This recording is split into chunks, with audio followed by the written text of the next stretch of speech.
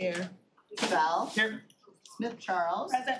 Spiz. Present. Markham. Here. We have a quorum. Great. Let's all rise for the pledge. I pledge allegiance to the flag of the United States of America and to the republic for which it stands, one nation, under God, indivisible, with liberty and justice for all. Next item is approval of the previous minutes. I'll take a motion moved by Commissioner Smith Charles, supported by Commissioner Long. Any changes or anything? If none, please signify by saying aye, your approval. Aye. Opposed?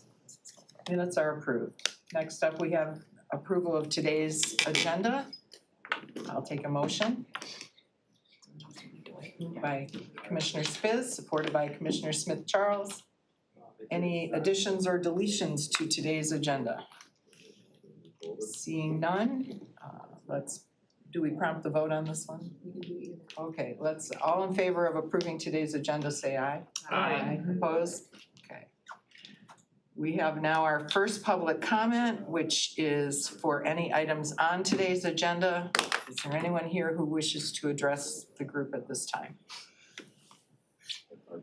Seeing no one, I will close the first public comment and communications. We have one item, item 7A, a monthly report on the downtown Pontiac renovation. I'll take a motion to receive and file. Commissioner Taylor, supported by Commissioner Smith Charles. All right. Any comments or questions? Mr. Leffler is here from Fiscal if we have any questions about this. My question's been answered. Good. Okay, good. Seeing none, let's go ahead and prompt the vote to receive and file. I will say that I have been asking Mr. Leffler for a one-pager on what have we taken in and what have we spent, and that's what this looks like, and I'm very appreciative of that, and I hope it's a useful document going forward, so. You have 7 Clarity. yeas, 0 nays. You didn't get clarity? Oh, yeah, I got my answer. Oh, okay, I was just Good. making sure. Thank you, We Leffler. are on the same page, so Okay. we're fine. Thank you, I Leffler. like the questions are answered. Yeah. Okay, next up is item 8, department recommendations. The first one is 8A, extension of standard contracts for real and personal property assessment administration services for Oakland County communities. I need a motion. Commissioner Taylor, supported by Commissioner Powell. Mr. Leffler? Yeah.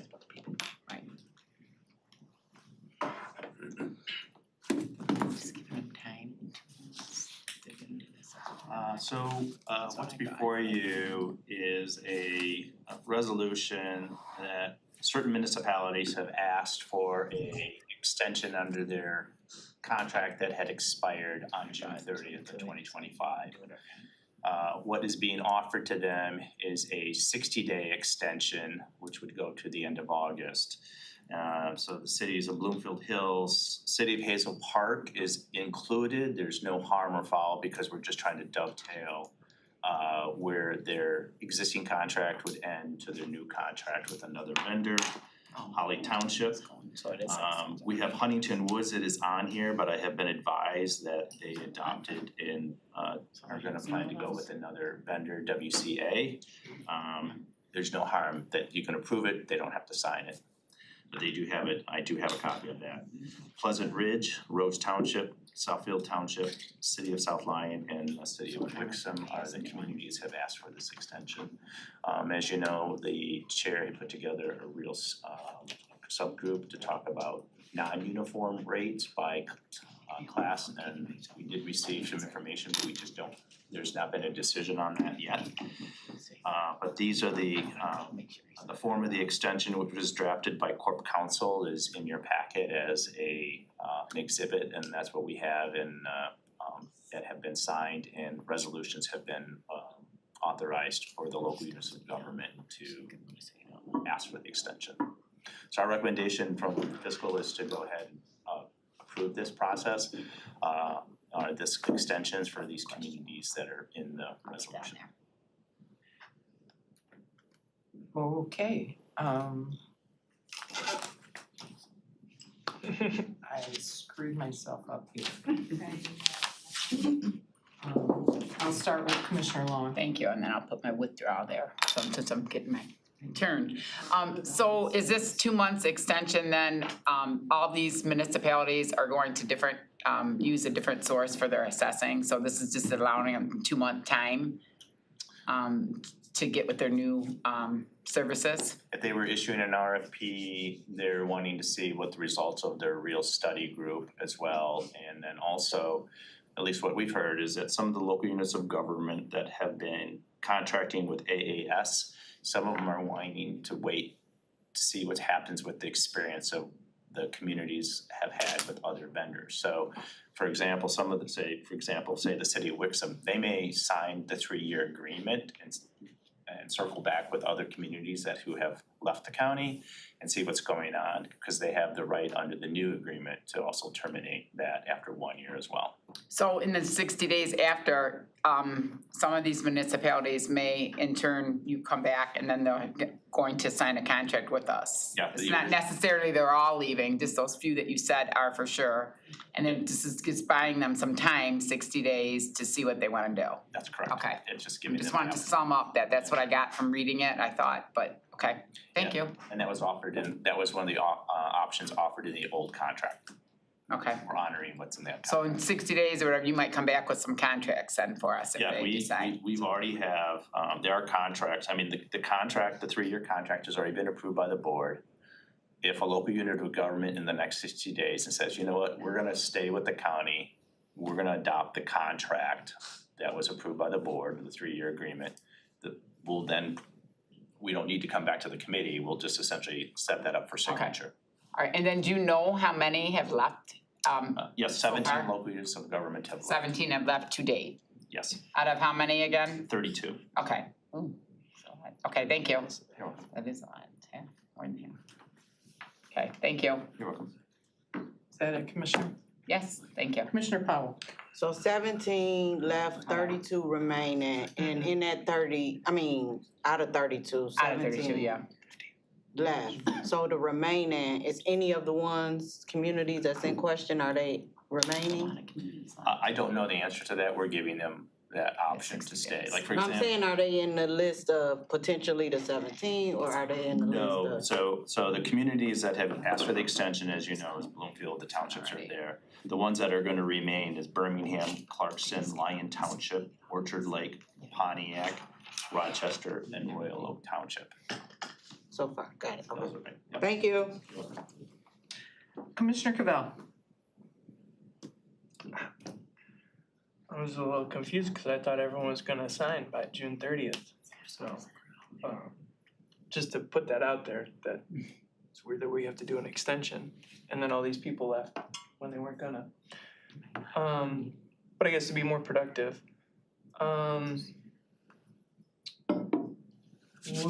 what happens with the employees that are working in this now that their workload has been cut by more than half in like 2 months?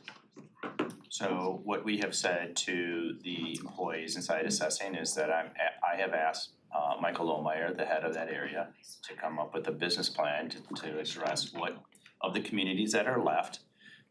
As you know, there are rules that have to, like a certain level of assessor has to be assigned to these local units of government. So of the communities that essentially sign with the county, until they all sign or one way or the other, we'll make that determination at that time.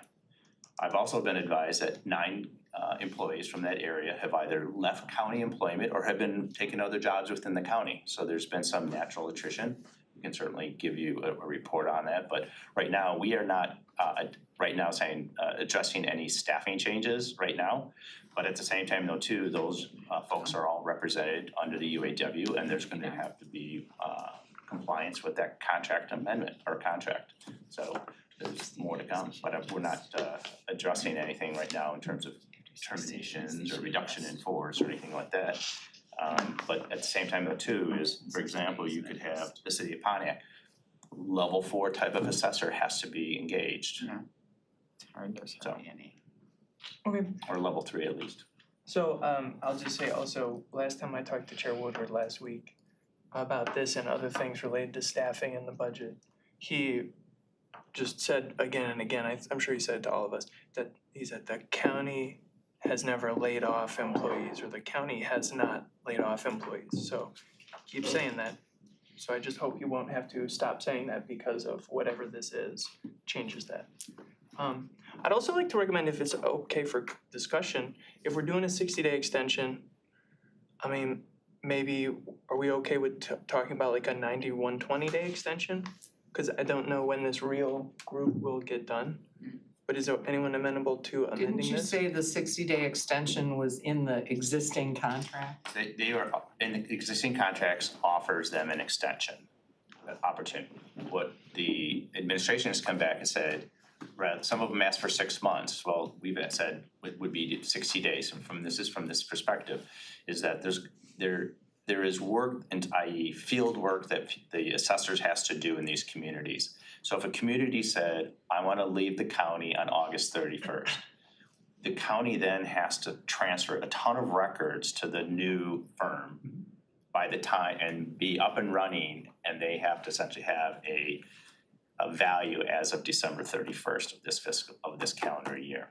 So the reason that we didn't give them a 6 months is because, if they're gonna go with another firm, you gotta make sure that the new firm has the materials and ready. And that's, so of the communities of the 17 that have already given notice to the county that they're leaving, the team has been very busy delivering boxes. IT has been transferring electronic records over to those folks. And in addition to that, whatever we do have is that we're not only scanning it, we're scanning it for the equalization side of that area so that they can actually work with the new assessors. So going to that longer period than August 31st, I think it would cause more harm in the correct reflection of what of taxable values. But they have until the end of the year, you're saying, right? No, 'Cause they have to August 31st on their current, if they take the extension. For the folks that have either signed with the county or signed with another entity, they are the assessor of record. So they're working right now. But that timing, it sounds like it's an involved process, so giving more time to allow for people to do that transition is a good thing, right? So it's. No, I think what I'm saying, Commissioner, Yeah, is that sorry. of the 17 that have already left, they have been successful in getting those records over to the new companies. So here we are on, for those who gave notice to the county last month, and here we are on July 8th. Of the 17, probably 15 of them, they have records, physical records, electronic records, working with IT. It's getting done. Okay. So then you're saying an extension of more than 60 days might not be necessary because they'll just be able to get the stuff done. So an extension longer would just be them avoiding paying the new rate. I think there's a couple of points. One is, the assessing needs to be done by the end of the year for the January taxes. July 1 of following year, yes. For July, Okay. so Following that Messes up. timeline Right. is set, which Very is near. why, Goes like this every Yep. yeah, right.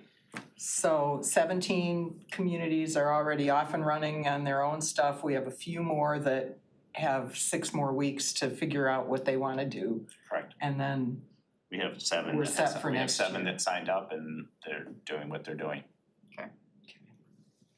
Does that answer your question, Commissioner? Yeah, I just think that I just know that the communities on this list that I represent would want more time.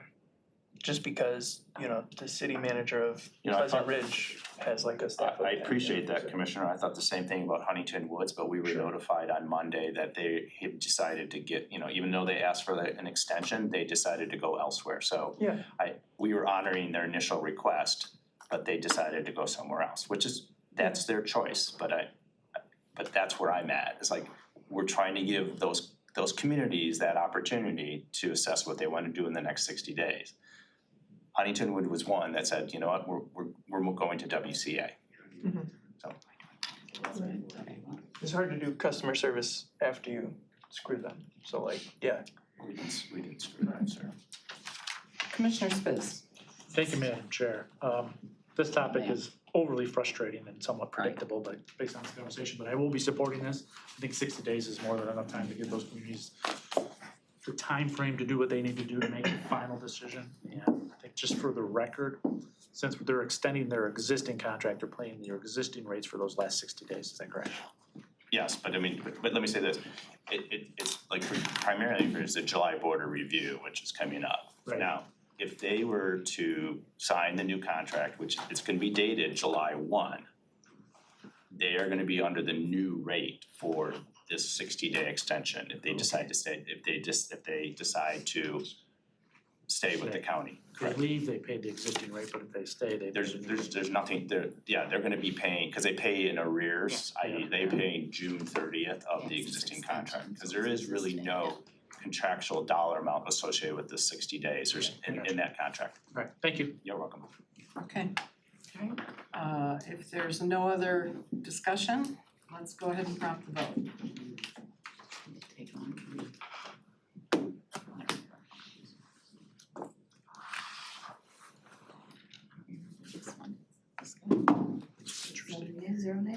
Motion carries. Sunday. Thank you. Next, we have item 8B, exception to the bid process for traffic jam technology with Marinus Analytics. It's the prosecuting attorney's office. I see a couple of folks on the screen from the prosecutor. Good morning. Good morning. We need a motion. Commissioner Smith Charles, supported by Commissioner Powell. 13. Okay.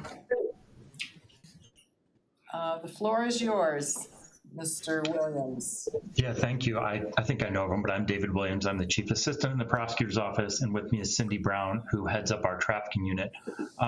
This traffic jam is extremely valuable, helpful software in investigation of human trafficking. What it does is it scrapes information from the known websites that traffickers use to advertise their victims and puts that into a database that can be searched by investigators in really sort of amazing ways. There are two main things. They get a picture of a victim who we've identified and run that photo and find all the ads where that victim is pictured. And then they can take the phone numbers associated with those ads and trace them to traffickers. They can also do the reverse. When they have a trafficker's phone number, they can now see all the ads that that trafficker has put up. There are great search parameters where you can limit it geographically. So it's been a very, very valuable tool. It's also not something that exists outside of trafficking. There is one other program that helps with some of that investigation, but it doesn't have the same content. And so this is crucial. Honestly, we feel like it's a relative bargain, but we don't have other sources for that software. Okay, which is why you are asking for an exception to the county bid process. Yes, exactly. Okay. Okay, I will open the floor to the commissioners. Commissioner Spiz? Thank you, Madam Chair. This is interesting technology and somewhat a little scary too, if you think about it a little bit, about what it can do.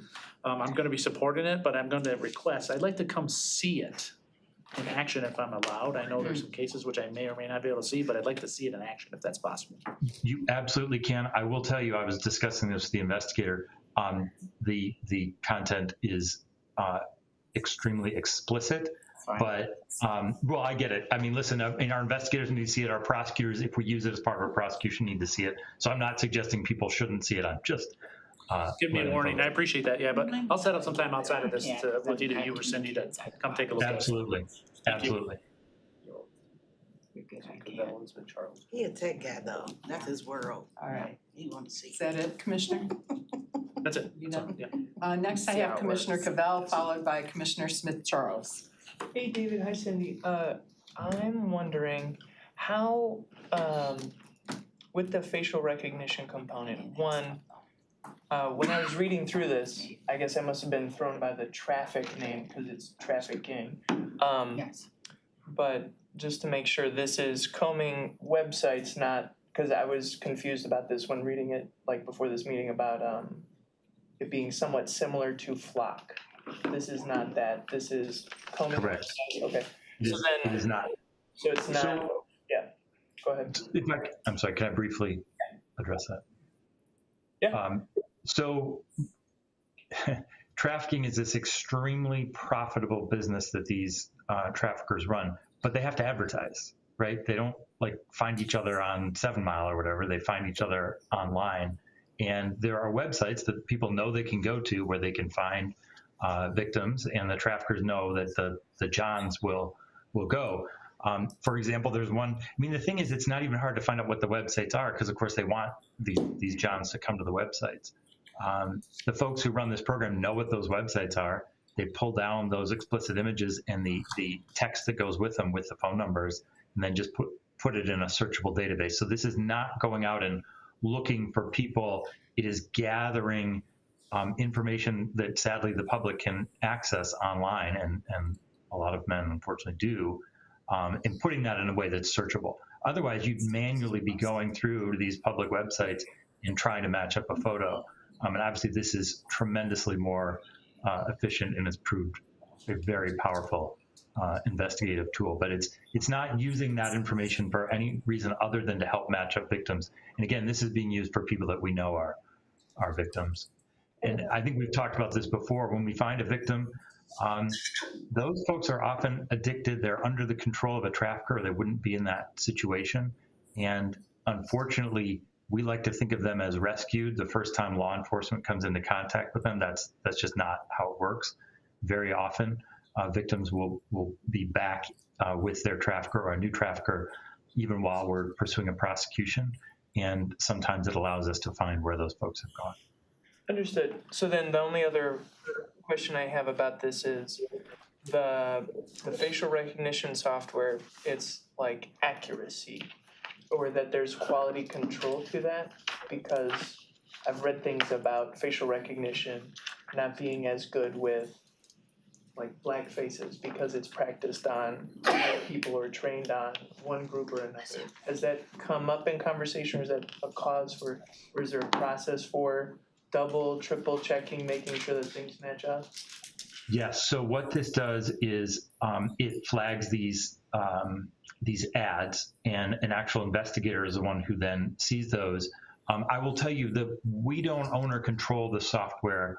It's web-based. Literally, we'll upload a photo and look for matches, and then it's up to the investigator to determine, is that potentially the same person, and then what can we do with that? And a lot of times it's connect that person to a trafficker. It may provide an opportunity for someone in law enforcement, not necessarily one of our investigators, to actually set up, they call them dates, which I think is a terrible name, to set up a date, and that would actually put them in direct contact with the victim.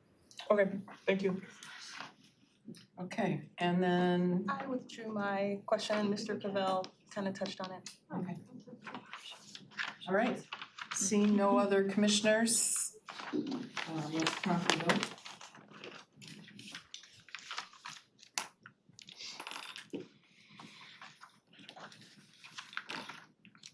You have 7 yeas, 0 nays? All right, motion carries. Thank you very much. Next, we have sponsorship of the Wixom Holiday Lighting Enhancement Initiative. I need a motion. Commissioner Smith Charles, supported by Commissioner Powell. I see we have Commissioner Smiley here. Hello. And also Steve Brown, City Steve, City your Manager. city manager, right? Nice to see you, so. Nice to see you as well. I'm mostly here for support, at least at the moment. We'll see how it goes. But Steve Brown, city manager, one of the best city managers in certainly in my area in Oakland County, and I'm happy to be here to help support the idea of this special project for Wixom's Christmas lights. And I know it seems a long way off, but it's not really. July. We actually prefer going being fast. prepared. We don't like late stuff if we don't can help it, so. So, Yeah, just to City cover manager. what we're asking for, long story short, maybe, I'll try to be short. We're asking for $10,000 from the funding source that you've set up through the county for these kind of events. City's gonna match it with corresponding $10,000 on a local basis to add lighting attractions to our existing event, which is a tree lighting ceremony, as well as a path that's around City Hall, as well as kind of a community-wide in the business district, in the surrounding business district called Downtown Basel, where we try to get businesses to participate and install holiday lighting in a comprehensive fashion and to make it a more visually splashy experience for people when they come downtown into Wixom. And we have a capital improvement plan that we do on an annual basis that's 10 years out. And we have committed $10,000 in this first year, and then we're committing city funding in years 2, 3, 4, and 5 for $20,000 to make it a 5-year program. That would approximately be $100,000. Beyond that, we're working with our DDA as well to try to build on what we hope will be a success with this funding from the county. To even have a bigger, splashier kind of experience there, where the DDA is potentially going to get involved with even more funding beyond that $100,000, so that we can create kind of a destination point in downtown Wixom for the wintertime period of time when people don't get out as much. So we're looking to get to incentivize people to come out and visit businesses downtown, as well as get active in the winter months and come out and see the lighting that we would have in place. So this is kind of a first step towards a larger project that we're hoping to implement. So that's what we're here to ask for support for. All right. Anybody have any questions or comments? I like the long-range planning aspect of what you're doing, the sustainability of your funding plan and connecting it with the DDA and all of that. That shows good foresight and good thinking, and we're always looking for that, so. Yeah, we're excited about it. Good. Yeah. Hopefully the plan comes together.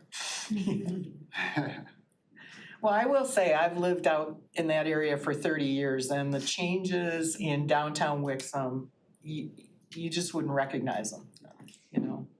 So it's really great, the development that you've done. Appreciate that, I thank you. had dinner down there about 2 weeks ago, on Father's Day. I had dinner in downtown Wixom. Oh, nice. It was really nice, yeah. Which restaurant? South side of the road, Wixom west of Station. City Hall. Wixom Station. Wixom Station. Oh, That's which the one, station, yeah. yeah, very Yeah, good. Wixom It's Station's really good food. Yeah. So, anyhow, I digress. Commissioner Smith-Charles, you have a question? Yeah, I wanted to, the manager had mentioned if it goes well and if we're able to do X, Y, and Z. And so I just, Michael Keys is right there too. When we go through our processes to provide our funding, is that typical of the project where they're unsure of things? Yeah, actually, so, and through the chair, if that's okay. Obviously, he's speaking of a more larger initiative. What we really try to encourage commissioners and the communities to do when they submit is let us know how this money will leverage other projects. And so although, we can't guarantee the larger DDA and business district initiative will be follow through, we are confident that this portion of the initiative will.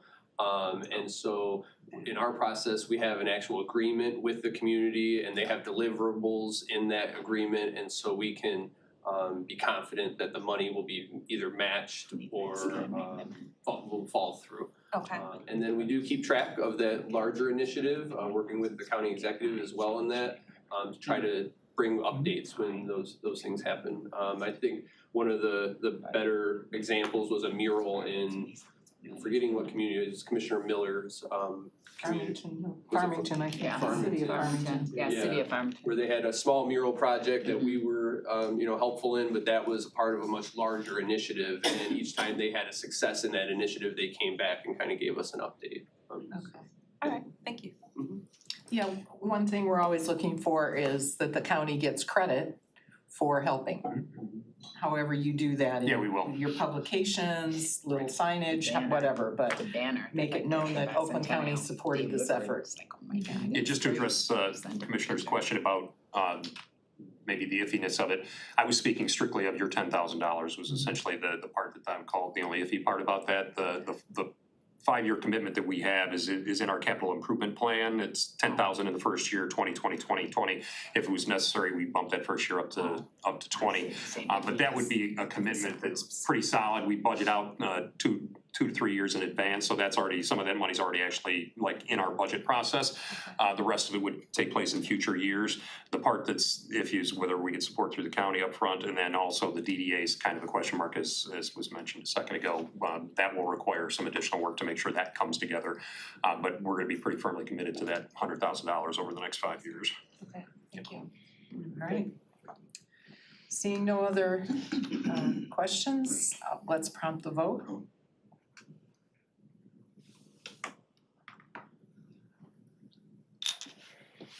You have 7 yeas, 0 nays. Motion carries. Thank you. Thank you very much. We Thank you for appreciate it. coming. All right. Yeah, Thank you, thank Madam you. Chair. Nice of you to come. Good to see you Good folks. to see you.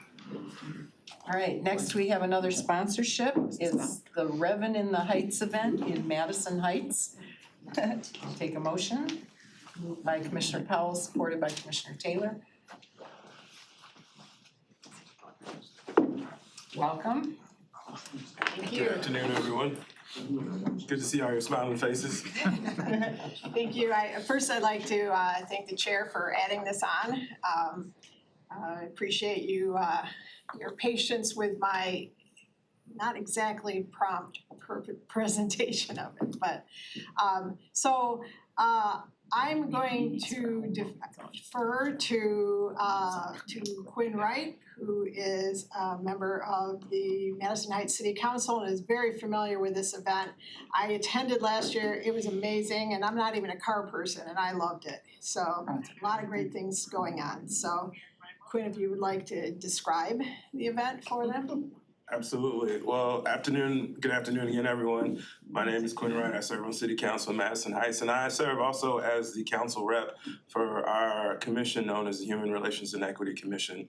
And a lot of what that group is charged with doing is trying to create community for Madison Heights and give folks an opportunity to come together. And one of the unique things that we tried to do last year was to define culture in a way in which we looked at it differently. So we said, what 2 things can bring people together but cars and food? So what we did was we did a fall car show called Revan in the Heights, where we included our local businesses, we included our local schools where possible, we had events for children, and we turned it into a magnet event for our community. And so it was such a success with the turnout. The beautiful thing about the turnout is I know a lot of times we've all seen these community events that folks do on an annual basis. And, no discredit to anyone, but it kind of ends up being the same crew.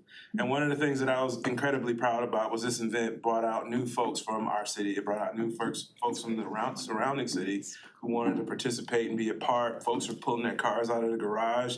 I was excited to see one guy, he had a 1984 Jeep. Like it was like an old Dukes of Hazzard Jeep. And he was like, I don't come out to any city event, but I come out to this. And so at the core of this event is creating more community for not only Madison Heights, but the surrounding community. And so the money that you guys would be giving us would be going to create that community, to create that environment, and to make sure that it's a free event to the public. So we only charge folks to enter their cars to help pay for the trophies in the contest, but we still have a lot of overhead. We have to pay for staffing, we have to pay for the park, cleanup. There's a lot that goes into it, but at the core of it, we get to bring the community together, we get to get the local businesses involved, we get the kids involved. We have some of the, for those folks of you who are familiar with the National Junior Honor Society or the Honor Society, we have those folks come out and volunteer. And so what our folks like you get is we give you guys, we'll give you guys that advertising you just asked for. We'll say that loud and proud on our banner, this is brought to you by Oakland County as one of our main sponsors, and you'll have an opportunity to be a part of that. And, even if you guys, I know you guys got a plug somewhere, we can get some of those sheriffs that charger out there too, because really what we want to do is create that community and allow people to build those connections. So you guys wouldn't be funding the majority of it. We're still going out for sponsorship, but your help would go a long way in making sure the second year was better than the first. Thank you. Commissioner Powell. So I do event planning as another little so to help you with the sheriff's department. And all you gotta do is just make a call and ask them for any of their fleet, the big berm, anything that they can bring, and if it's available, they'll bring it. Yeah, I greatly would appreciate to talk to you afterwards. I'll make sure I do that right because it's a nice, some folks bring their cars and they don't want you to touch them. It's kind of weird. And so it's nice to have stuff that some people can't touch. That Right, kids can touch. and so what happens is the sheriffs, we have a lot of stuff that if it's available and you make the ask, commissioner, make the ask, they will see what they can and try to help and bring whatever they can for the kids. Awesome. And you know, one other thing I wanted to highlight about this event that makes it so community focused is we're doing it in conjunction with our fire department's open house. And so it's not only gonna go to help sponsor the car show, but the fire department's open house event. I mean, again, with the community being at the core of it, and then connecting them with their local services like the county and like the police and fire. Yep. Excellent. All right, Commissioner Long. Well, it's just on a different note, but Mike, did you set up this chart on this one? Usually.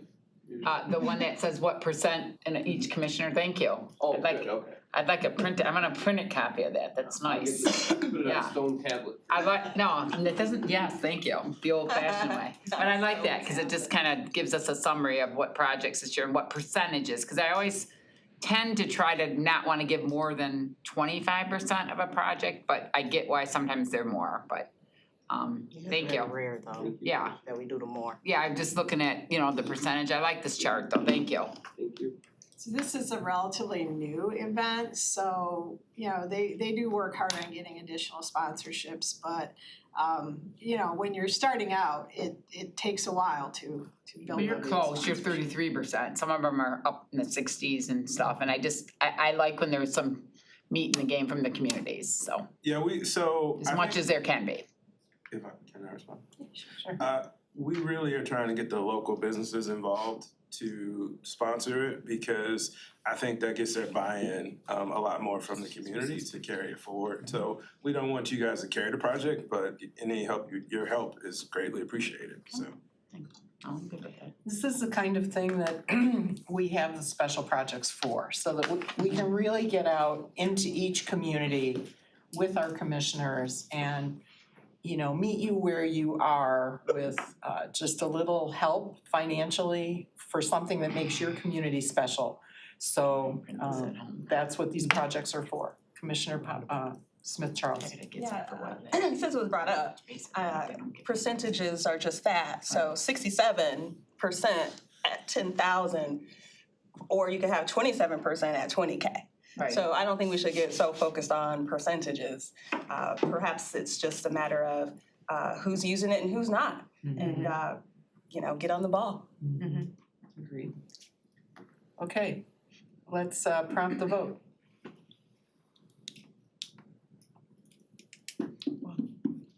I just realized, should I ask for more for this? I have 10 when I saw All right, 10% motion only. carries. That's why, All right. that's why I was saying Thanks for that. coming out today. Thank you all for your time, much greatly appreciated.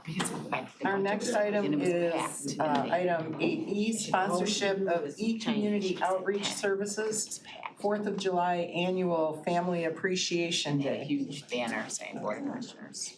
Moved by Commissioner Powell, supported by Commissioner Spiz.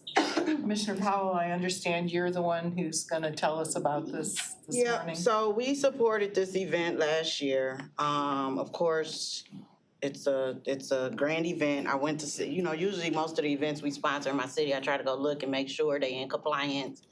They advertised us how they supposed to, and they getting the crowd and the turnout that we expecting for the bigger, donations that we do support. So I don't know what her exact turnout number was, but it was an amazing event. I actually enjoy going all the time. She has several resources there for people to kind of get back in tune and trying to get some help and things of that nature. And she's coming before us again because, of course, we know it's challenging with the sponsorships. She aggressively does partner with several others. As you see, she's already secured the 20. She just fell short again on the 10. So I'm just asking that we continue to support her. It is a great event. And I go every year, so I don't know what else y'all want to know, but we did support it last year and it was amazing. Okay. You can go. Anybody else have any? Let's see. All right. And yeah, she couldn't be here, but I just told her I knew, we supported it last year. It was a great turnout. And as a matter of fact, I need to see if I got pictures and stuff, but for the most part, I just told her I'd take care of it for today. And it's $10,000. Yep. Yep, She all did a that's nice in there. presentation. Yep. Oh, thank you. I would let her know that. She did a nice presentation. Okay. All right, if there's no other comments, let's prompt the vote, please.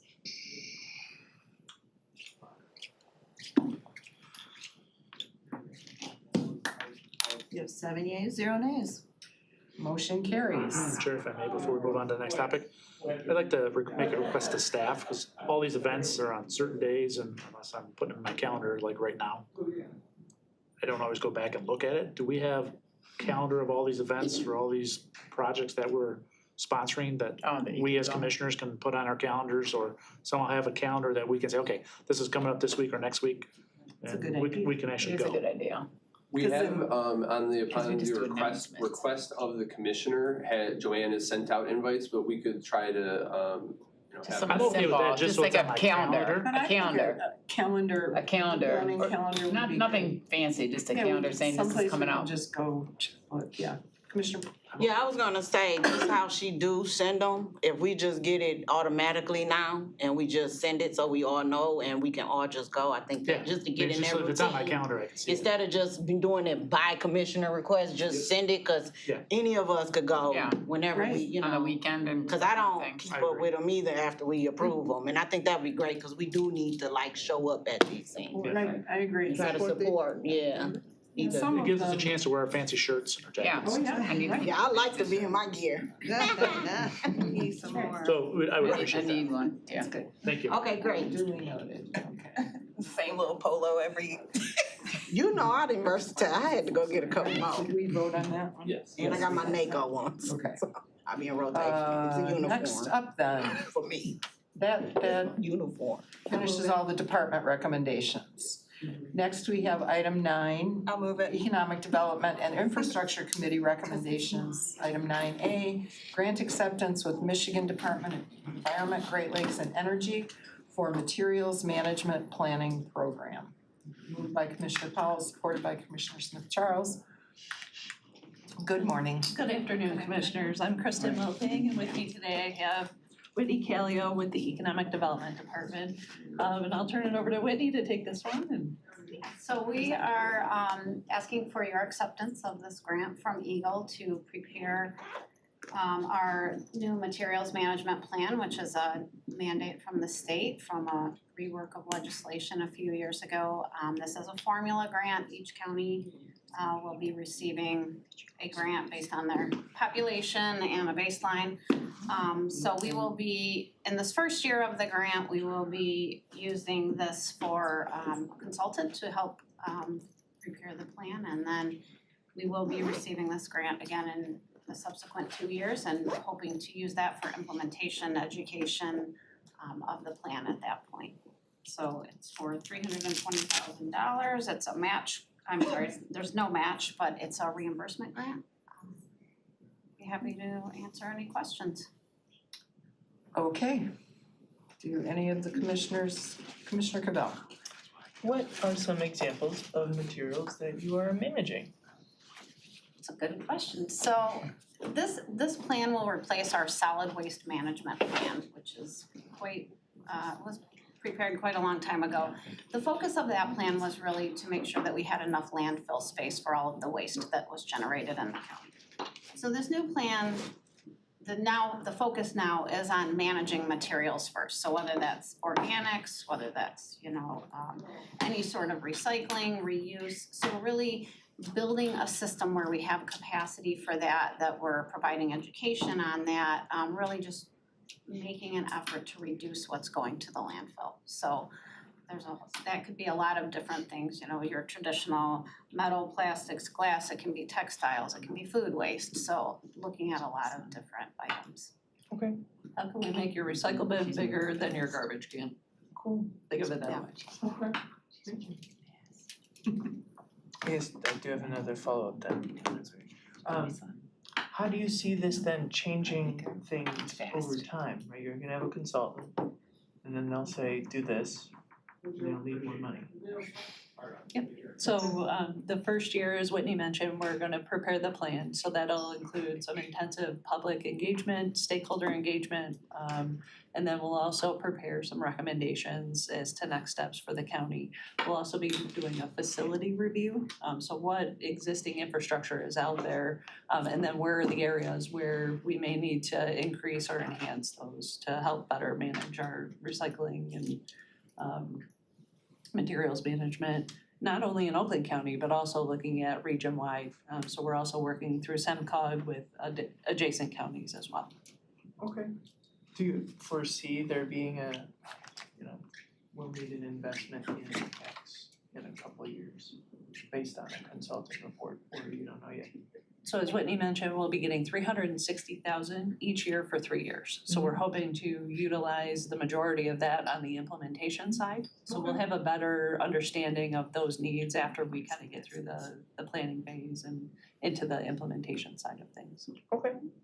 But we're looking at innovative ways to work with companies and businesses that may have excess materials that are being generated. How can we reuse that material elsewhere in the circular economy so that we can use it over and over again before it gets to a landfill? So there's some innovation in technologies that we're hoping to identify through this process as well.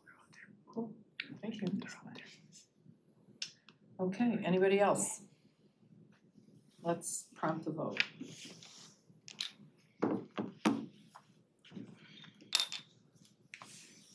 There's 7 yeas, 0 nays. Motion carries. Thank you very much. Okay, next up, we have item 10, Public Health and Safety Committee recommendations. 10A, amendment number 1 from the Michigan Department of Health and Human Services to the 2025 Pontiac Integrated Urgent Care Grant. Moved by Commissioner Taylor, supported by Commissioner Cavell. I see we have Leanne Stafford here. Good morning. Yes, hello everyone. So this grant is really a carry forward from the grant that we received in 2024. We weren't able to use those funds in 2024, so the state allowed us to move those and carry them forward for 2025. This is for our the Oakland Integrated Care Center in downtown Pontiac, where we are working with OCHN, Honor Community Health, and OLSA to put together kind of a one-stop shop for primary care and behavioral health. Just as a side note, we are hoping, currently we are operating in the Honors location now in Pontiac General, but the plan is to move forward with the new site, which is in the Honor headquarters. In hopefully mid-August, we'll be doing a ribbon cutting. So we will be inviting everyone to see the new space then. Get a calendar. Where's the new space going to be located? It's actually off of the Woodward Loop, and it's the old Pontiac School Technology Center. I know I get the name wrong sometimes. Caesar Chavez, the split, remember the school? Yeah. Right there. Okay. Yeah. Oh, Ocean. Right there, that split, so right before we get to Yeah, Ocean. across the street from Olsa, yes. Across the street from Ocean? Okay. Well, if you stay on the loop, you'll see that long, it used to be ITA. Yeah. Technology, but they moved. Yeah. Okay. And actually, Honor has their banner up now. So if you take the loop around Pontiac, you will see it. We haven't moved the medical center into that yet. Questions? Commissioner Powell? I was just gonna alert you all, if you can, Leanne, just tell Honor to watch Woodward Dream Cruise activity for that circle. Cause people are gonna try to park and all that over there, so get prepared for that. I just wanna let y'all know. Heads up. Yeah, it's a spot. Cause it's been vacant for so long, but now that they got an owner, hopefully they put signs up to say, you gotta be So customers. it's actually good for Oakland County people, we could be there, so, yeah, but for the most part, I just wanna let them know, cause that's coming around the corner. Good point. Okay, anybody else? Okay, let's prompt the vote. Across from there, problematic area. Sheriff's on it all the time. Oh, it is right across the Yeah, street. it's horrible. Yes. Vacant. A vacant lot. 7 yeas, 0 nays. All right, But motion we got an carries. owner, but the owner don't, Thanks, everybody. they don't get in contact with.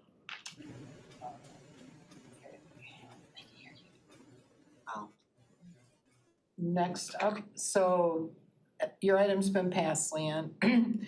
Next up, we have the next one, Just anyway. item 10B, amendment number 3 from the Michigan Department of Health and Human Services to the FY 2025 Emerging Threats Local Health Department Agreement.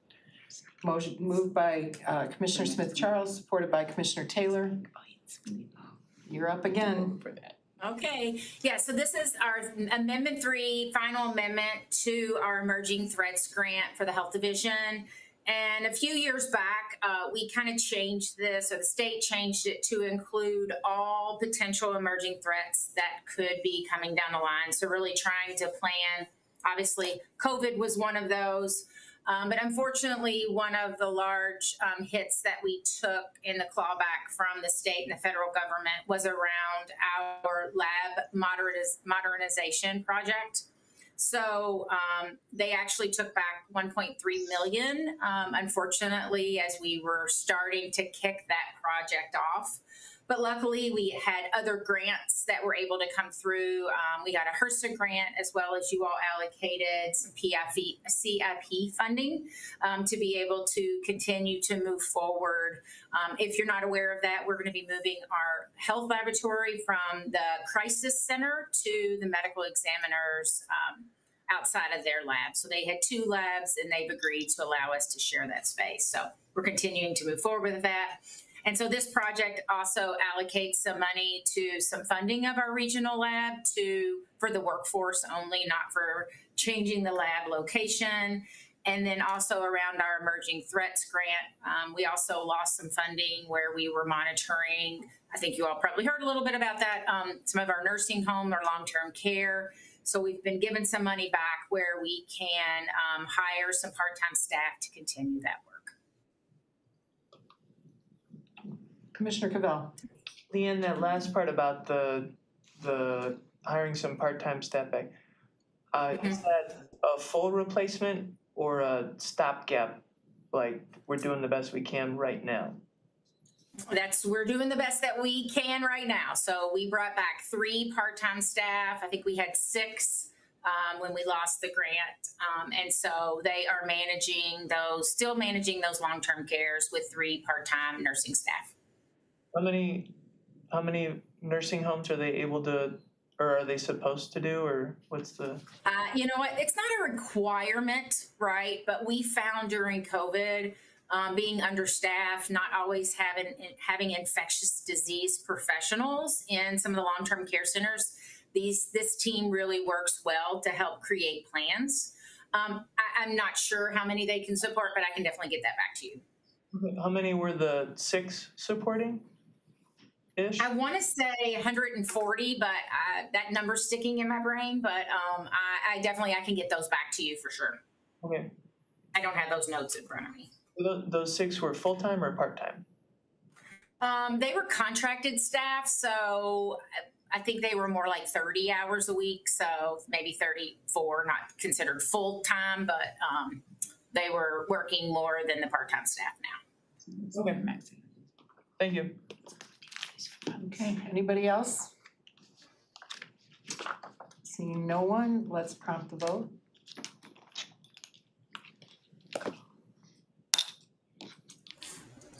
Seven yeas, 0 nays. Okay, motion carries. Thank you. Thank you. Our next item is item 10C, support the operational needs of the Sheriff's Office and Prosecutor's Office in their joint anti-human trafficking initiatives. Moved by Commissioner Spiz, supported by Commissioner Taylor. Who's here to tell us about this? I see we have, our prosecutor's office is back with us and one of our sheriffs, so the floor is yours.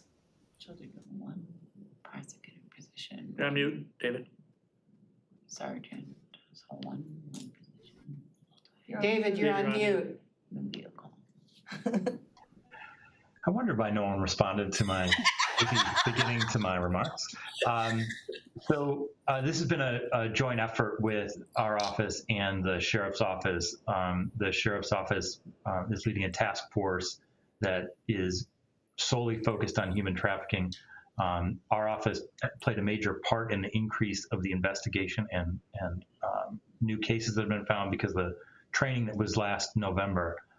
Even before that, Cindy and her team were deep. They were buried pretty deep in cases, but it's been an overwhelming,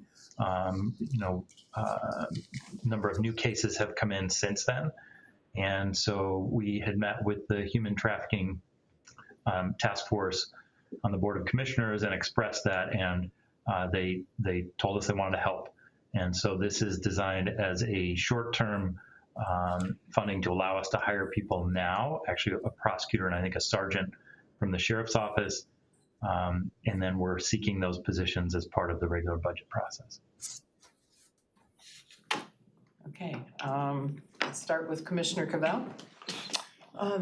I appreciate this and just want to lift up, hoping that the Human Trafficking Task Force and you all also ask for money for aftercare and victim support. Because as you were just saying, David, it's not the first time, it's not the second time.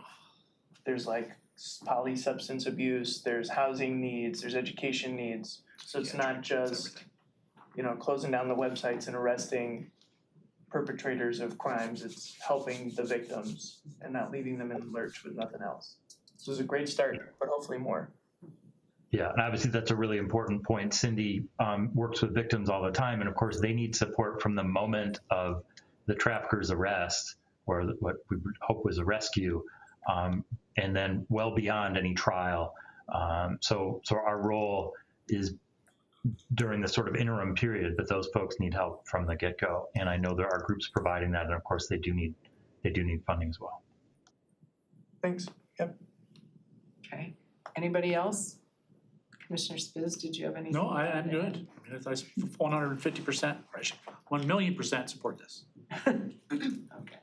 It's interesting that such a change in the amount of prosecutions came about because we trained the officers in the police departments what to look for that they typically hadn't been looking for in the past. And the results of that have been just unbelievably effective. So, great work.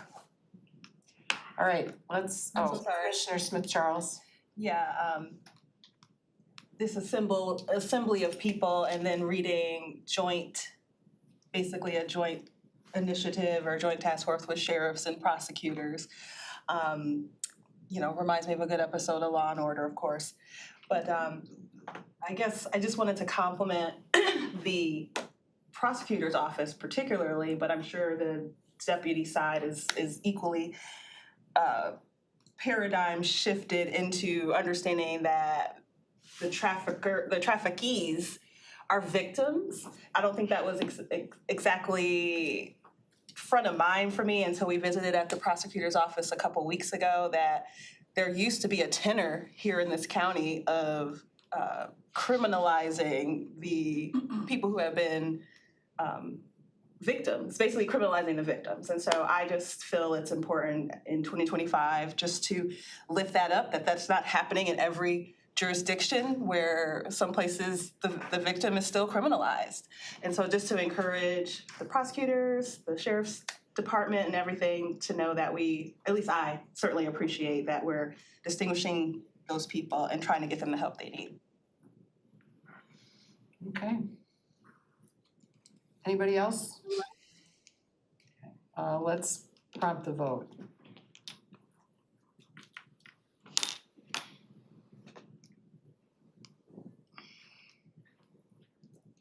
There's 7 yeas, 0 nays. Motion carries. Step 2 down. Thanks, everybody. Thank you very much. Thank you. Thank you. All right, that finishes the public health and safety recommendations. Let's move on to item 11, which is the legislative affairs and government operations recommendations. Item 11A is the 2025 supplemental collective bargaining agreements and letter of agreements for employees represented by the UAW United Auto Workers Local 889, representing Department of Parks and Rec, Indigent Defense Services Offices, the Department of Information Technology, Water Resources Commissioner's Office, Sheriff's Office, Department of Economic Development, and the Department of Public Services. I'll move it. Commissioner Smith Charles moves it, Commissioner Taylor supports. Okay, who's got this one? I apologize for the long title. Really, that was a mouthful. I know, it's, hopefully the rest of it goes easier. Hi, nice to see everyone again. I'm Dan Klempner, I'm our Chief of Labor Relations. And I'm Heather Van Hooker, Deputy Director at HR. and thank you for your time. We're here before you today to walk you through a few supplements with respect to some new UAW members that are joining on. They'll be piggybacking on to the primary agreement that we approved last October. Just by way of background, the supplements are a way for a union to gather new members. They can do it one of two ways. They can do it by classification or by department. The UAW has chosen to do it by department, which is within their right to do so. I'm happy to walk through these with you and try to keep it as brief as possible. I'm happy to answer any questions that you may have throughout the process or right out of the gate. So with that, I'll begin with, I'll begin with the Indigent Defense Services Office. One thing that I do want to point out, so what makes supplements sort of a valuable tool to authorize membership is it does two things. One, it brings new members in. Two is that there are certain unique items, idiosyncrasies that are different to particular groups of people that are employees as opposed to others. And I want to start with the Indigent Defense Services Office to illustrate that point. So they have several attorneys that work there. So you'll see within this supplement that there's a spot that speaks to membership and bar dues. It's not really something you want to put in an entire contract that really only applies to, a handful of people. So that's just an illustration as to why we use supplements for this point. But just to walk through them one at a time, unless there's not an interest for me to do that, I'm happy to skip that, but I can walk through these very. Nope. I'm okay. Okay. Yeah. And let me say it a different way. Does anybody want me to walk through it? Or if you have specific questions, however you want to do it. I've read them all, so that might be. Yeah, I read them too, but Into one generic. certainly if people have questions, we'll take the time, for sure. Can you just give us a brief walkthrough and then? Is there a general thing that covers all of these, general adjustment, or does each one really separate and need to be looked at? Each one is a little bit unique, but I can say, general overview. Give us a general overview and then we'll go from there. Let's start there, and then if there's some pointed questions, happy to answer them. So all of these will identify employees, it's called a recognition clause. They recognize certain employees by virtue of their job classification. That's usually the very beginning of each one. So that'll be uniform throughout. The classifications are different for each supplement because it's different departments, but you can see that the position and the wage scale. The other thing that I can tell you is these combined supplements that are before you today impact 131. I believe that's the most accurate number to date, 131 employees. So that's the new membership that's coming in from a fiscal impact. That means, so doing a little bit of math here, everyone got a 2.4% increase, part of the general salary increase. This contract impacts, UAW got a 3% increase over the same period of time. So the difference is 0.6. So this group of 131 impacted employees will be getting a 0.6% increase for the remaining months of this fiscal year. And then their membership would carry over into the following year, so they would get the same increase that the board approved at 5% and 3.75 the following year, and so on and so forth. So in addition, there's no increase, you may recall, there's no increase to the retirement until the end of the year, but still getting 0.6 more contribution into the retirement by virtue of the time that remains on this contract. That's really the only thing I want to point out, but specifically with respect to the indigent defense services. I thought I saw a hand raise out of the corner of my eye, but we can move, yeah. So the Sure, Cadell. increase to the retirement, what is their increase? Not the 0.6 for their like match, but you mentioned an increase. That'll come into effect in FY '26 or something? No, that will come into effect the 4th year of this contract, so current contract is set up, the retirement contributions are 999 for the first 3 years %, and then the final year is 12%. Cool. So it'll impact in the most obviously in the 4th year. Right, okay, cool, thanks. The next one is IT. This is a new group completely. IT has not been organized yet, so information technology, sorry. It's a relatively I hate to use the word basic, but a straightforward supplement. I know, it's a trigger word these days. I didn't want to say that. The other item that applies globally to all of them is it codifies or memorializes the ability for employees at the approval of their manager, department head, to provide remote work. So that's something that is memorialized in this contract that previously was not memorialized for these individual employees. And the personal leave days will be commensurate with what is in the existing primary agreement. That's true for all of these. Can I ask about the IT? Yeah. So were IT folks working mostly in office or is dependent on like their? This is based on anecdotal knowledge on my part, but my belief is many of them already have a hybrid arrangement, so this provision. Just make sure.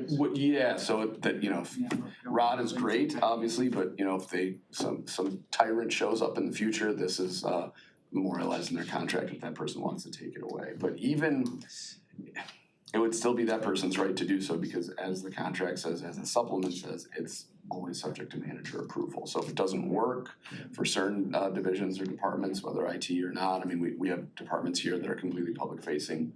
It just doesn't work to do that good stuff. So that's the section where the manager approval would kick in. Gotcha. So let me just have a point of clarification for myself. You said 131 employees are affected by these changes. Correct. That's all of these departments combined. That's correct. Okay. That's, 131 new people being brought into the UAW by virtue of supplement. Sorry if that was. No, I just wanted all to make these that clear. different departments, a total is Total is 131. Correct. All right, thank you. Correct, yes. That's Yeah, good. That's a good point. Next one is public services. So this is primarily our community corrections department is organizing. So just a couple of items that are different from the rest of them. Again, it begins with recognition, wage scale, personal leave, hybrid, and remote work subject to manager approval. This group does also get a small, it's de minimis for our purposes, but a small uniform allowance as well as a shift premium based on who works sort of off of non-bankers hours. They would get a shift premium. And some idiosyncratic scheduling items that are unique to that division or department. What is the shift premium? Oh, sure. I believe it's 75 cents, or like what is it in general or what's the amount? Yeah, Okay. what's the amount? Okay, yeah, it's 75 cents for one and $1 for another. I'll tell you exactly what it is. So second shift is 75 cents and third shift is like midnight shift, which I think it's a total of 2 people that work that the late shift is $1. Only 2 people, that's still $1, not that much. Yeah, because sheriff's overtime is. Well, it's a much smaller pool, yeah. Also, aren't they making like time and a half for their own whatever? Okay, keep going. The last one is Parks and Rec, and I see Chris, thanks Chris for showing up and solidarity. So this one is only unique items here. Again, it begins with a wage scale, begins with classifications and recognition. hybrid and remote work. This one will also point out some on-call pay for those individuals that the parks will designate as a point person. If there's an emergency at a park after hours or something, that person is going to begin to get on-call pay. And then we've committed to perhaps doing a vehicle study to see if there is any value in providing employee vehicles for parks. And we'll revisit that in a year. And with that, happy to hear any questions that you may have. I think I covered all 4 of them as well. Economic development. I see Commissioner Spiz. Thank you, Madam Chair. You got my name too. You wanna go to the other one first for my question? I didn't think there was another I one. feel like I missed WRC and economic development, but I might have. No, I didn't get that either. Sorry.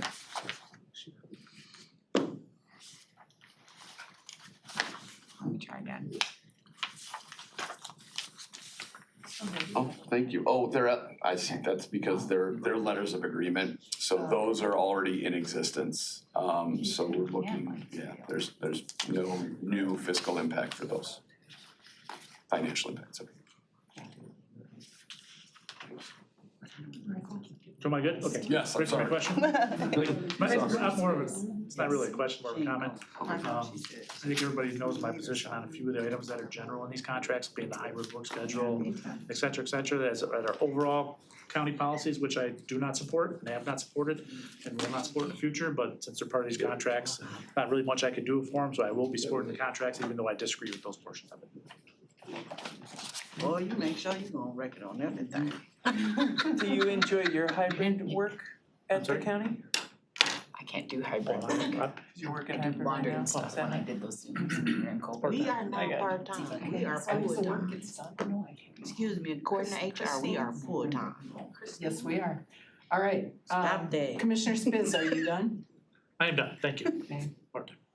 Commissioner Long. Full-time. Okay, so I heard from a fellow commissioner yesterday that there was a little issue with the Parks Commission, so I don't see where it says it in here, so I don't know how they found it, but so is this true? I'll ask. 2.4% that the Parks Commissioners already received, but are they getting a 3% increase new to the union plus that 2.4 or 0.6? Yeah, no, there's no double dipping. So so for the remaining months of this fiscal year, the difference between what everyone else got, 2.4, and the 3%, which the UAW got for this fiscal year, the difference is gonna be just 0.6, not, 5 point, it's not gonna be a 5.4 raise, it's gonna be a 0.6 raise for these next couple of months of the fiscal year.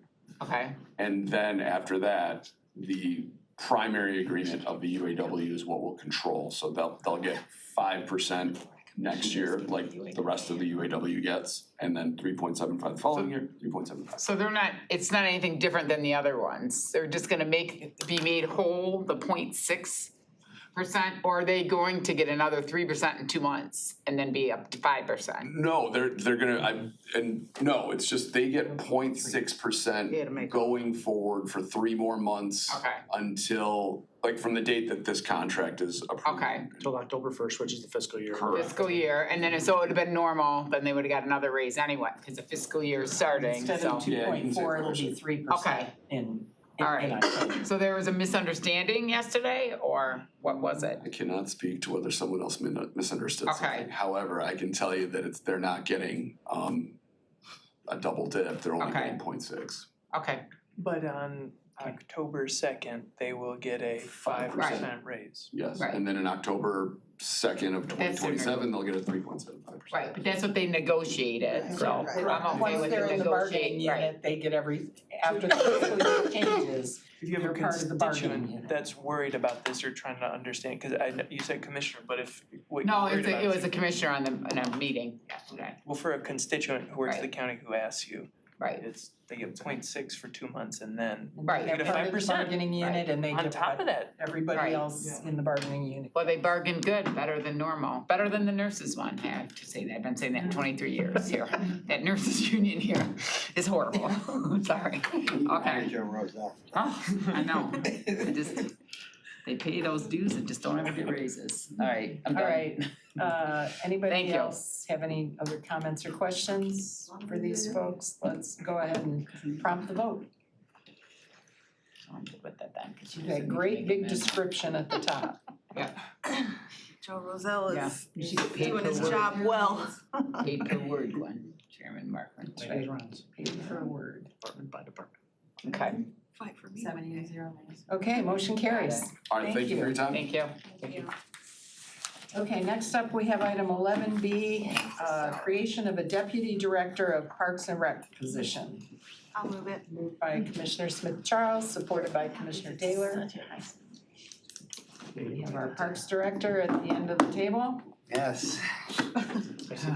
Good afternoon, commissioners. Thanks for taking up this item, and apologies to those that I gave this presentation to, like I think Commissioner Taylor yesterday. Have to hear it again. This request is to create a deputy director position, which would be appointed. It's a similar position to that exists in multiple other departments that are sort of larger county departments, and we are becoming one of the, larger county departments over time. That's 40. I gotta give some kudos to our staff team at Oakland County Parks because we have shifted in the last 5 years from really kind of survival mode and downward fiscal spiraling and having to de-invest rather than invest in things to a budget that has doubled in 5 years, and our capital spending has gone from $2 million a year to $20 million a year.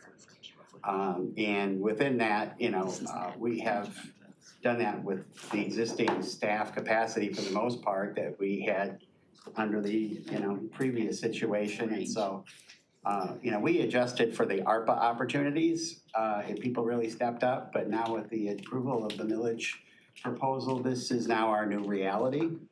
And it is increasingly hard to keep pace. But this deputy director job isn't just about sort of taking a little bit of load off my back.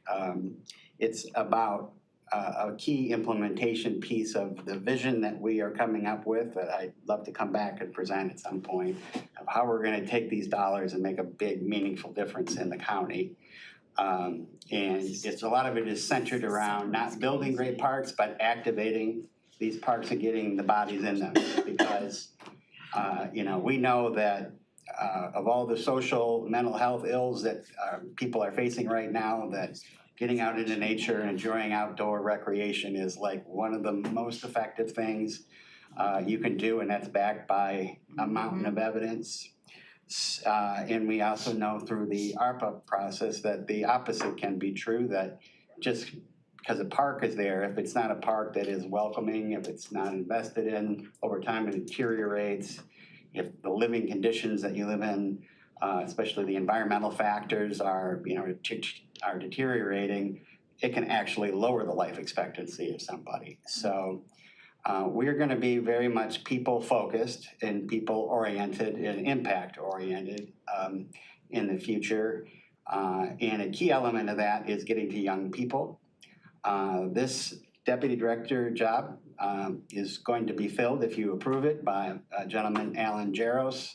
Some of you might have met Alan. He was here earlier, had to go to another meeting. Could not find a more qualified, proven success story in this space. He runs the Bauer School Farm and the Johnson Nature Center at Bloomfield Hill Schools, has transformed those facilities over the last several years into some of the most engaging, successful programs, camp programs. They fill up immediately. And even just the whole idea of activating a space that isn't being utilized. You may know of the neon glow tubing they do there. I mean, they took a dirt hill and now they've made that the #1 winter recreation destination in the county, and people are paying $25 to go down a hill, and it sells out immediately. So they have been quite good at creating these curated, cool experiences for people.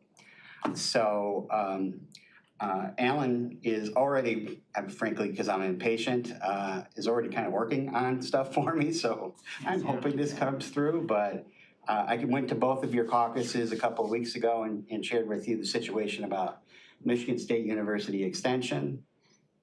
He is working directly with the director of MSU Extension on a full integration plan where we bring all of our resources together and share services and facilities to benefit the public and really broaden the types of programs people can experience at county park facilities and integrate it into what we do in so many different ways.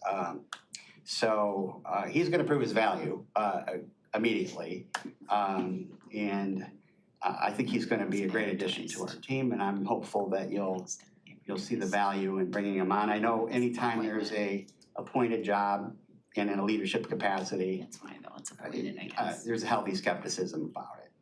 This is not somebody who's going to be filling an office space and not delivering results. He's already working on it and he isn't getting any salary yet. So I think you can have reasonable confidence you're going to get your money's worth. Okay, I have Commissioner Long, followed by Commissioner Smith Charles, and then Commissioner Powell after that. So Commissioner Long. Thank you. Thanks, Chris. And I know Chris's workload is heavy with all this new projects and stuff. So, but I guess I just kind of figured out my answer to my question because it wasn't advertised because it's an appointed position. Mm-hmm. Is that why? Okay. Because I would have liked it to be advertised, but I guess none of our county deputies appointed are advertised. So that kind of answered when I was, that was one of my things when he was talking. I'm like, oh, we already have someone in, but then I thought about it. So I answered my own question and my thoughts, which was good. But to me, but I guess I just live in a different world. That salary is huge to me to be a deputy for our parks. I guess I went in the wrong field, but it's like 229 by 2027, and is that what that's includes all the benefits. Benefits and stuff? The actual salary I think is in the 150 range. But okay, so benefits are that much. 35%. I'm just living in a different world, I guess. I guess I'm say. getting older, but these salaries, when I see them, I'm like, oh my gosh, and I get it. It's like, I know the county is kind of like there's little mini CEOs of companies. I get it, and they make a lot of money. And I have to look at it different, but I just because it's government, it just seems like a huge salary to me. And I think a lot of our deputies, it seems excessive too. So that's just my opinion. I'm throwing it out there. I would have loved to have a job making $229,000. I'm too old and I'll be on Social Security, but if there's any, right, or whatever. But I picked the wrong career. I picked the wrong career. Right. Let me say this though, because I think it's a very reasonable point. You set the salaries.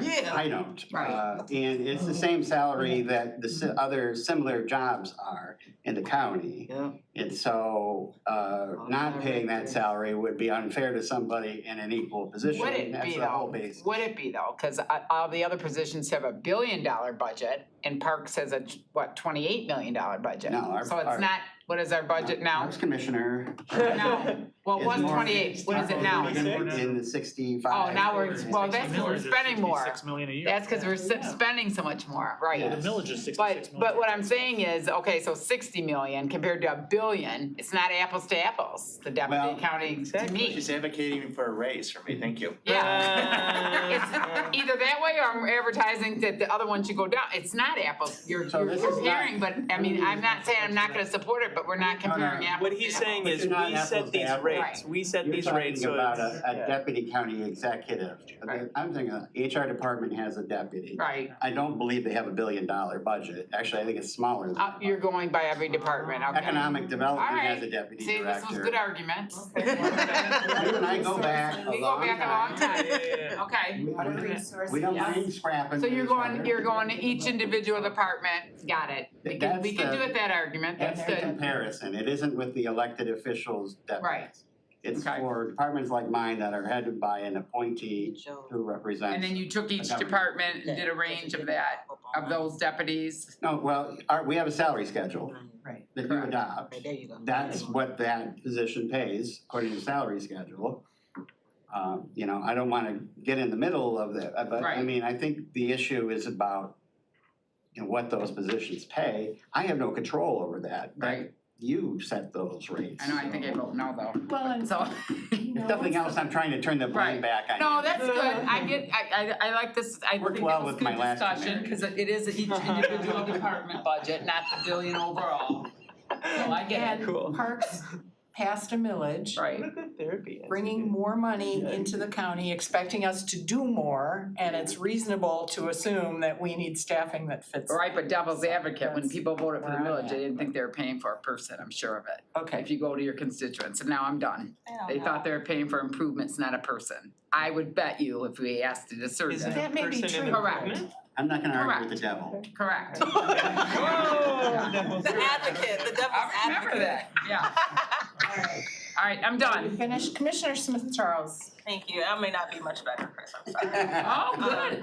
What's with these parks people? Didn't you guys have to vote for this? What is going on, No, we y'all? voted to send it here for your guys' opinion, is what we voted on. Well, I guess where I'm at right You wanted to now have the is, show here. I have no qualms with the pay scale of the chart or anything like that.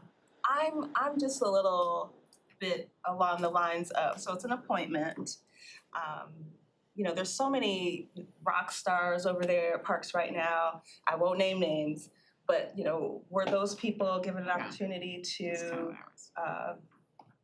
So I'm a firm believer in we have an awesome group of people. But a lesson learned over 35 years in government is it's about a skill set matching the job. This job is essentially looking after our strategic interest, the direction the board sets. It's about the big picture. We have other rock stars that are great implementers. We have other rock stars that are great policy development folks. In this case, and I guess I understand the point about posting it, but in my experience, there's no better decision-making point than seeing what people are already doing. If somebody has already successfully achieved and overachieved in an area that you want to make a difference in, I don't know what interview questions could improve upon that situation. And so that's simply why I zeroed in on this person, because he's the very best in the field that we want to put our efforts into. So a follow-up to that is, and I thought about this hard yesterday, how to say this in a polite, appropriate, politically correct fashion. But the two people at the top of the chart at Parks, we might call seasoned saints. That's what we call them in the church, when you've assailed to a certain age. In terms of succession, and if this person is primed for the role, I'd like to see that we're bringing up people, using people from within. He's 10 years younger than me. Because, that could provide a little bit of morale stifling. And from what I hear, the park staff are very happy today versus maybe 10 years ago, definitely 20 or 30 years ago.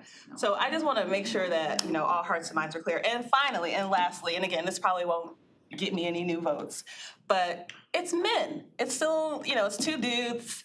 And so I just want to go on record and say it's two dudes.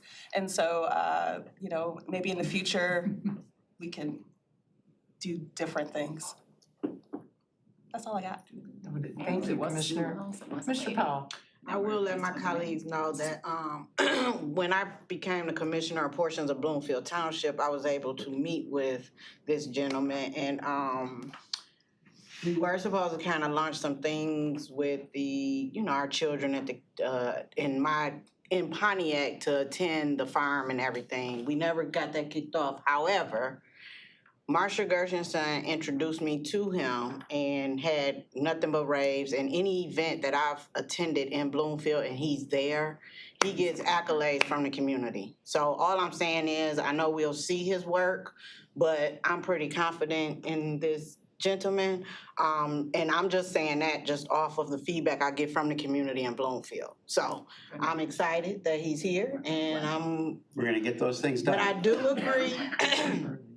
But I will say, can we look at diversity over there and future women roles, women representation, so. Yeah.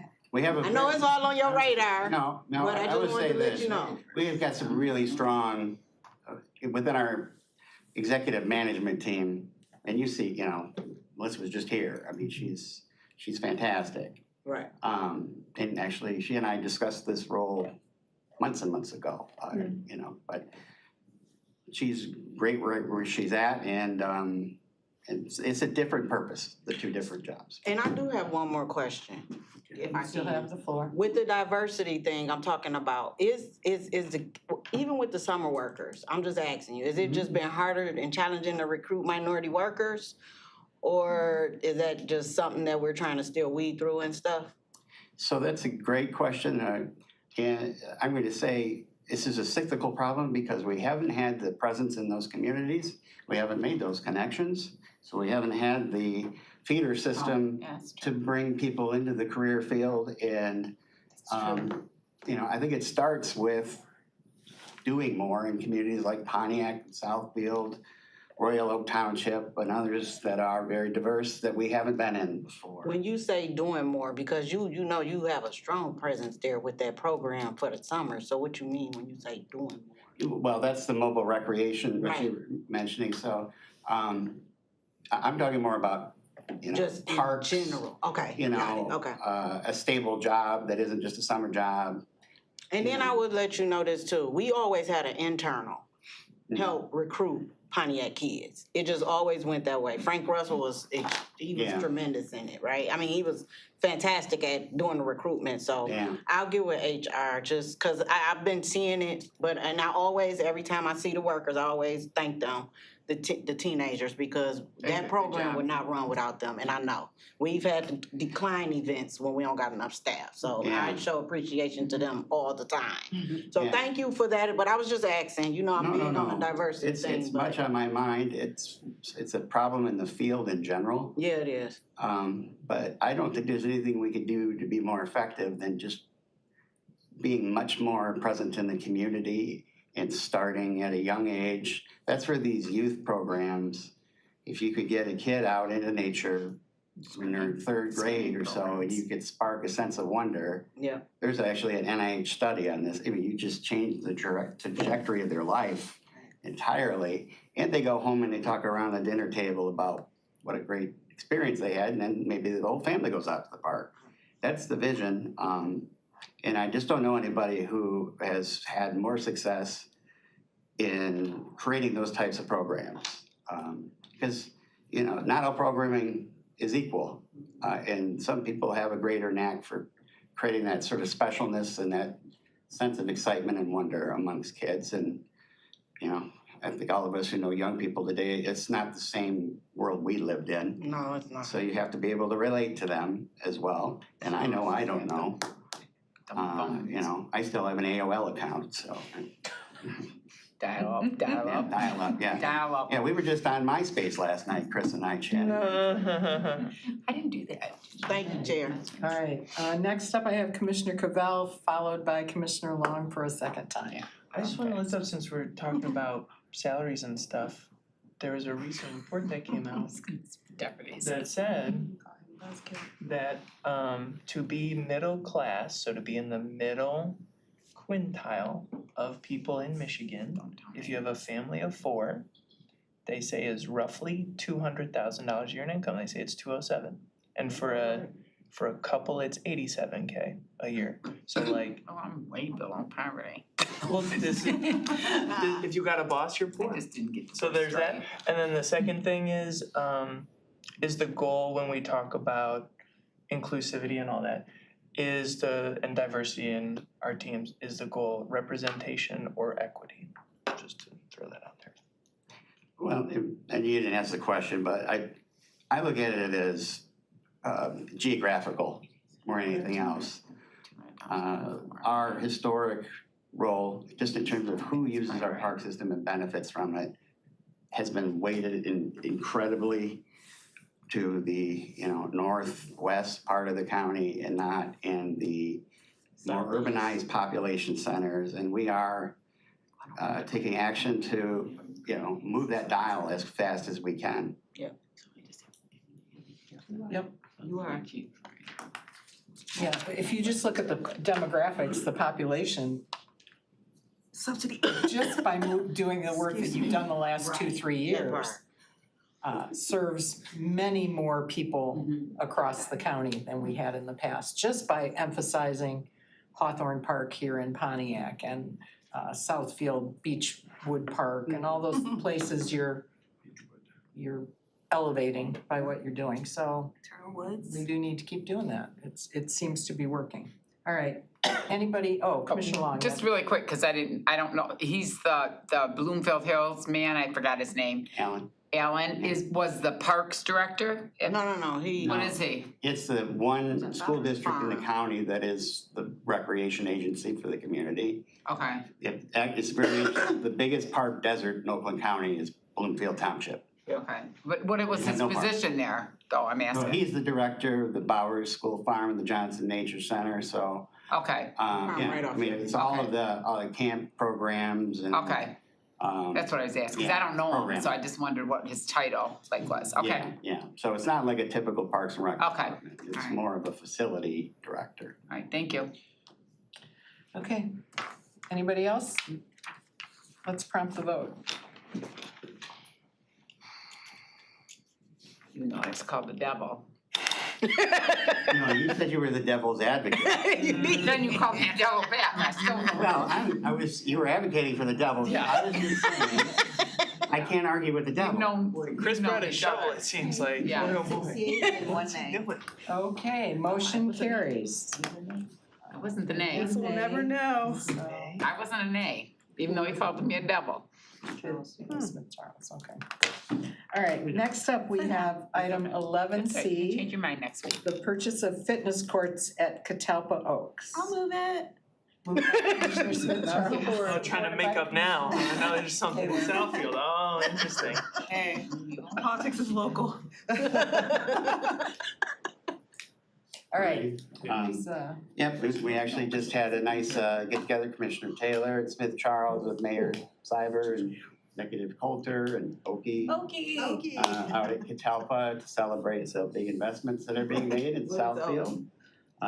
Tree mascot. Catalpa is getting a long overdue total makeover. And one of the things that we are gonna able to add on to it, because we received a grant through the National Fitness Campaign, which is primarily funded through Priority Health, is the ability to build a two-sided fitness court. And that will be built at Catalpa Oaks there. The way this works is a little different than a typical grant. Basically, you have to buy the equipment and utilize the people they say, and they provide a big discount on it. So this is not really a grant acceptance, it's almost really an acceptance of a discounted rate and a single source, because they're the only ones who can do the work. Typically, we wouldn't bring a capital improvement project to you, but this seemed to be the best way to navigate those weird circumstances, is just to get your blessing for it. And we'll see, the location next to the South Health Building, Leanne and I have chatted about, like, how can we create some synergy there where they can create some programming, draw more people in. That is a challenge with these fitness courts. They get, built left and right. They sound good, but they sit empty often.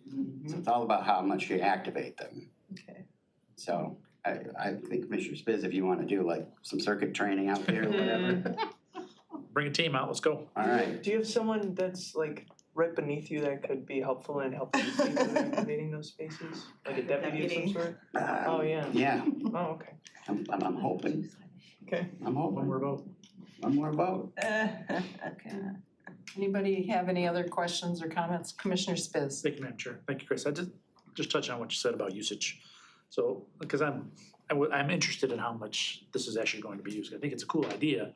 As you see in a lot of parks, we put in a lot of these cool fences and things. They might get used for a short period of time and then it just dwindles down. So I don't know, is there a plan to track usage in this and how we're gonna do that? Yeah, especially as we're updating our strategic plan there, and it's all kind of focused on activation. It's, we're gonna be bringing a lot more tools to the table. Technology's come a long way. And we used to do a lot of data collection based on permit entry use. And so when these are free facilities, it's much harder, so we're subscribing to some services that can extrapolate geo fenced, data just for usage, so we can, try to make those determinations. Certainly with something like this, we can also judge by the number of scheduled programs, like, say we open it up to a yoga instructor for this hour, then we at least know they're trying. So. I'm intrigued, so. Yes, well. Keep me updated. Yeah, you're welcome to come out. Just like, what was the one earlier, you wanted to see the traffic camera? Not necessarily a camera, but yes. Whatever it was. Yeah. You're always welcome, Commissioner. To see it all in action. So once it's in, we have a ribbon gun and we'll do an event. And if you got some ideas. Show up in gym shorts. About how to get to the end goal you're looking for, we're interested. That's right, very true. Okay, Commissioner Smith-Charles? Yeah, Catalpa is a special treasure. Many folks don't realize that the hills and dirt that are there were put there from the excavation of 696. So it's like, and I think previous parks commissioners from that area, Vincent Gregory specifically, were adamant about no private development here. Let's continue to keep it public. So it's a well-used park. It didn't really have amenities. It had a track and then soccer courts, soccer fields. So I do think the neighborhood there would support and do really well with something such as this. And then, the 5 to 10 minute radius people like myself would certainly find this to be fun. And we're just happy to have something there at Catalpa besides, just like I said, a dirt track and a soccer fields that were used by people not even from Southfield potentially. So obviously I'm fully supportive of this and really hope that the commissioners will support it too. The most popular thing there is the bathroom. Yeah, it is. Read It the looks Google like reviews. People love that bathroom. It looks like it's actually like a venue, but it's a restroom.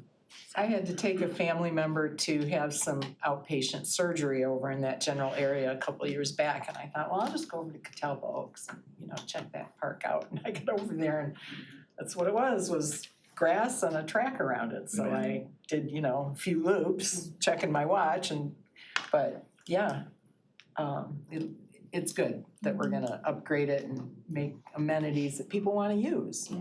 It's really good. So I'll be voting yes. All right, anybody else? Seeing nobody else, let's prompt the vote.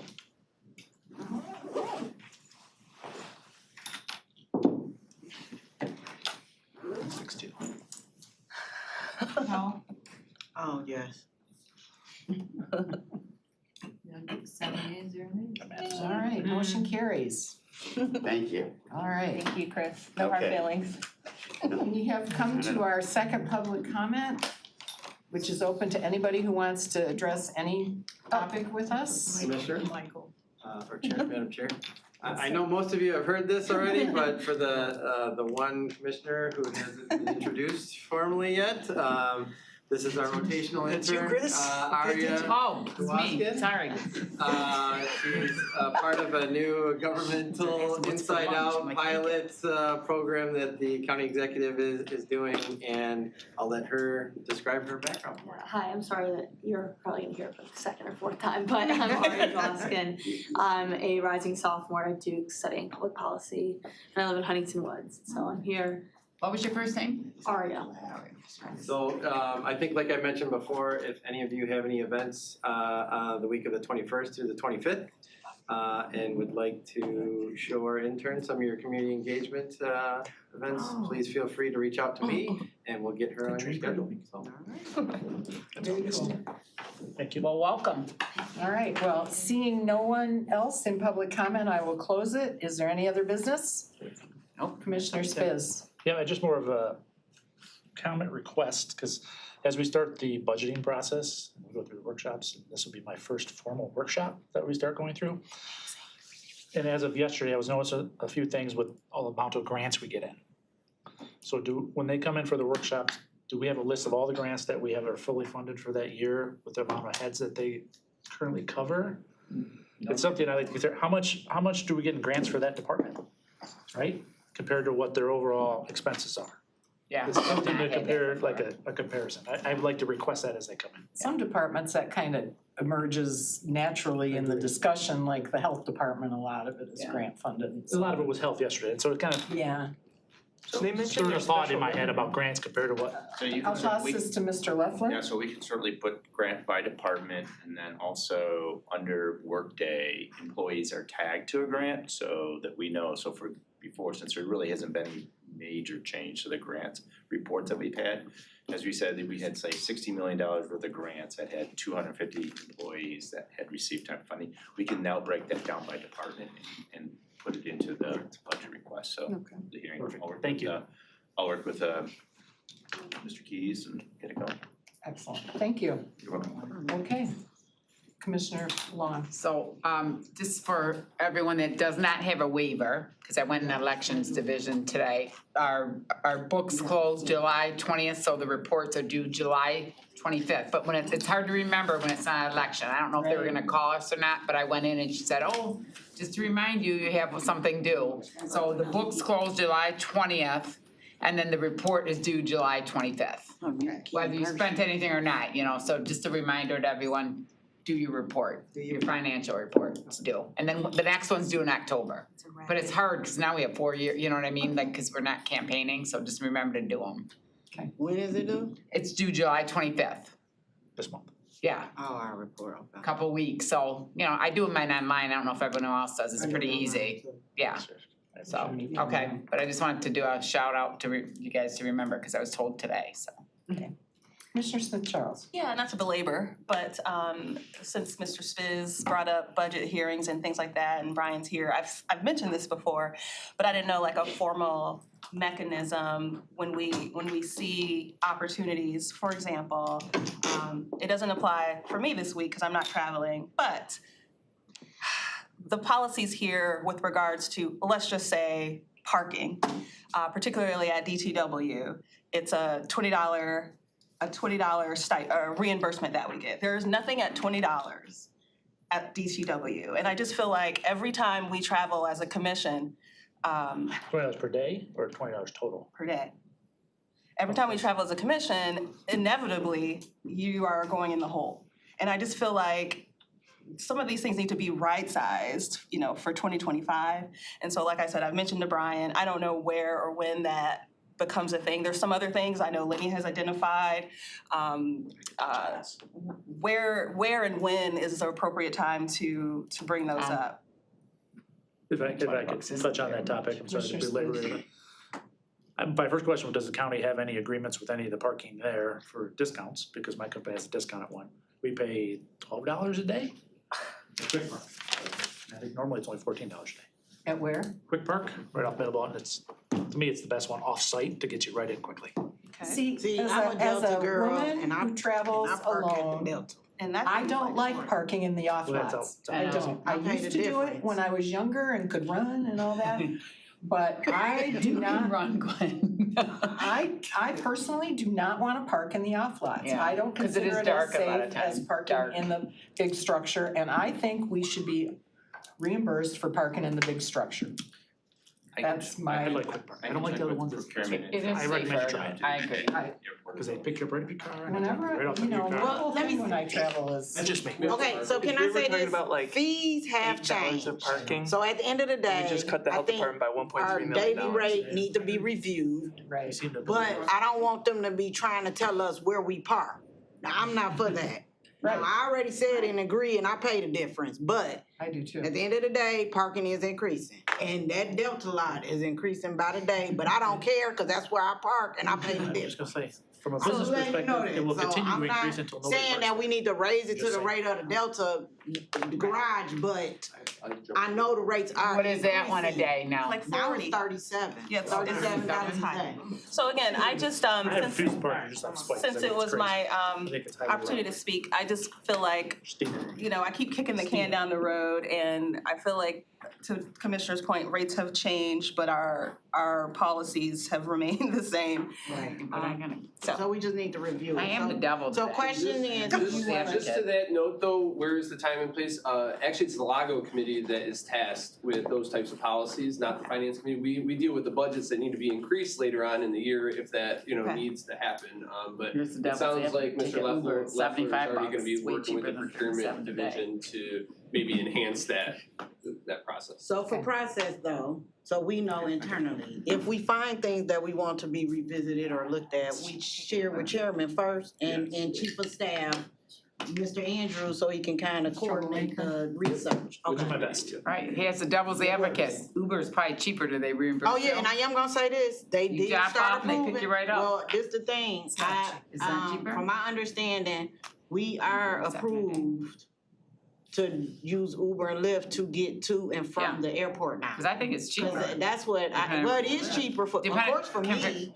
Public transit It is is. always the best Yeah. option. Yeah, That's so true. just so you know, they let us, I See, just you're did it, double they today. went to, Birmingham. That's I smart. Yeah, lived smart's to the still- airport.